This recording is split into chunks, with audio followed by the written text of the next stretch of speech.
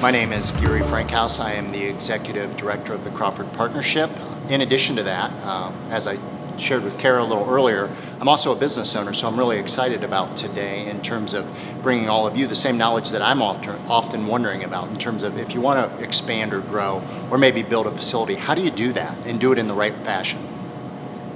I'm Kara Russell. I'm the Director of the Richland County Building Department. We're here talking with Gary to help give people wanting to come to Crawford County an idea of the permit process and what they would need to do for their new business.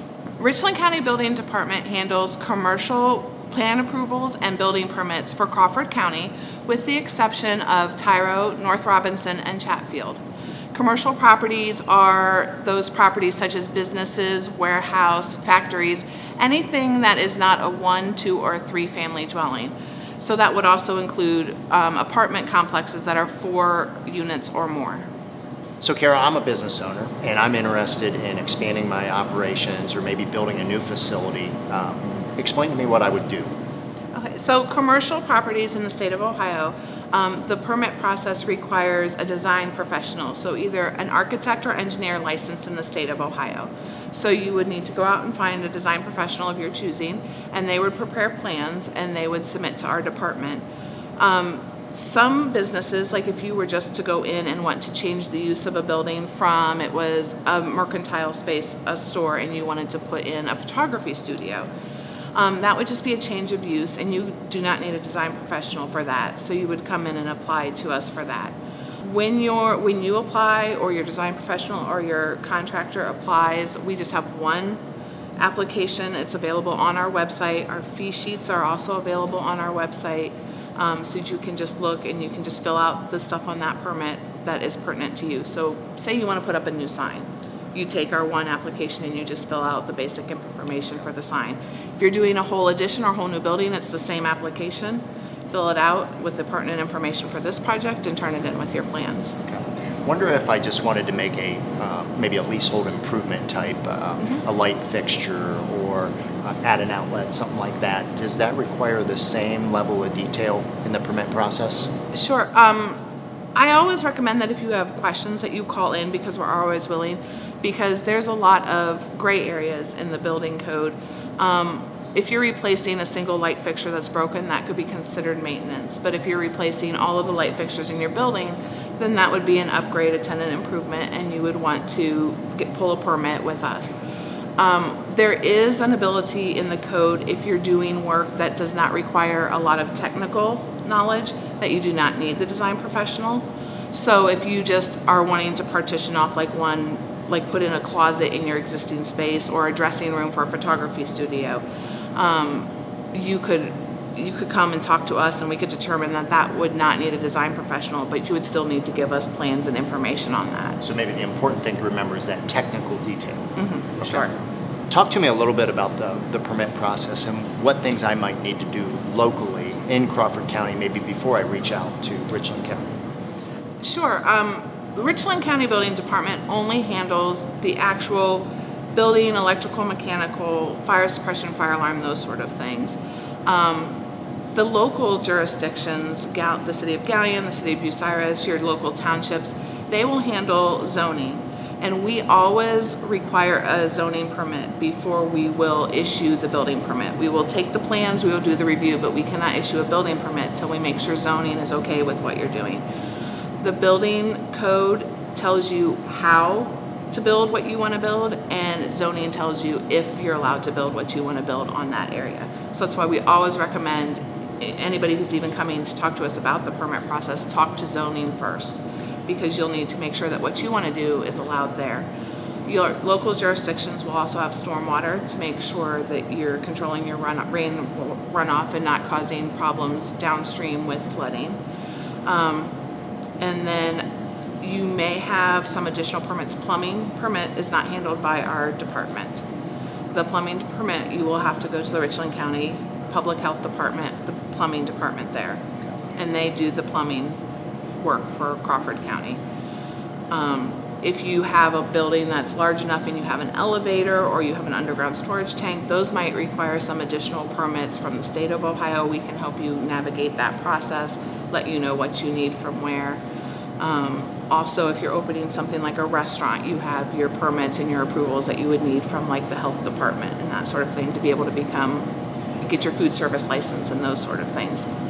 So in summary, I need to be concerned about zoning. I need to be concerned about storm water management.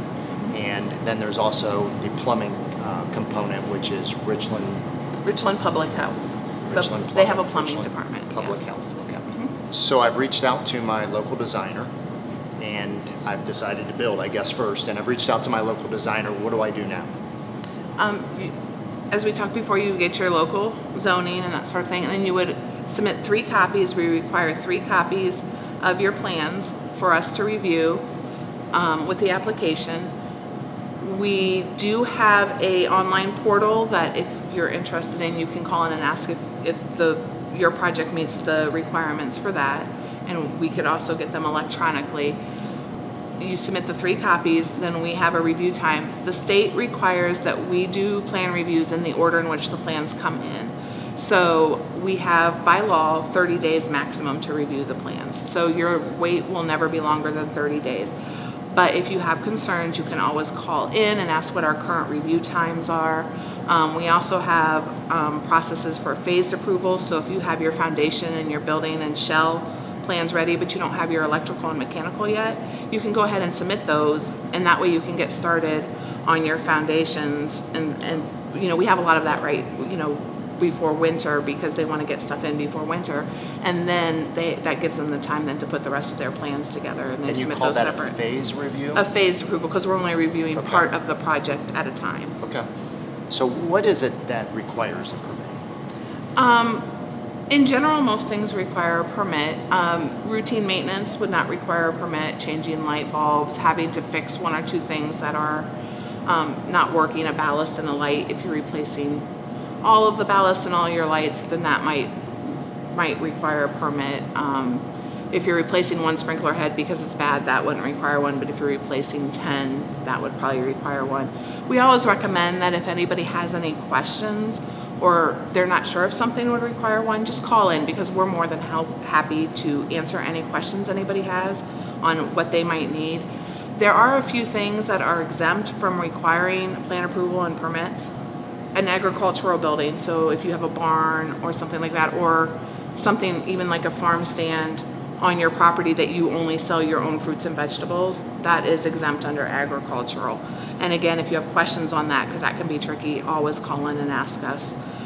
Fences under 6 foot do not require plan approval or a permit from our department. Always check with zoning.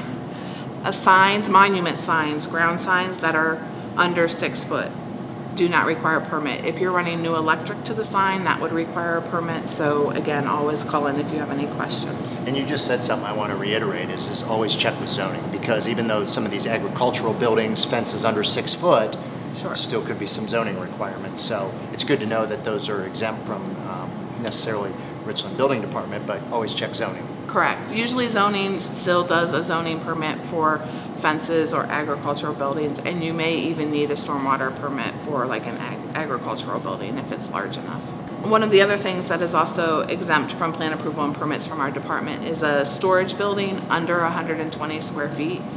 So you get to have the small prefab sheds that you can buy out at places, something like that. If you were just your storage for your business or whatever out back, it does not need anything from our department. It may from stormwater and zoning, but it does not from Richland County Building Department. Okay, so like 10 by 12 buildings. Once again, Correct. check with zoning, but in terms of permits and codes. If it's for a storage. Oh, use. storage, okay. But if you have a 10 by 12 building that you're using for a small office or a barber shop or something, that would still require Okay, permits good from our clarification. department. So we've talked a lot about the plan submittals, but there's some little specifics that I thought we could maybe clear up for those listening in terms of like resubmittals, or is there a public input time on these plans?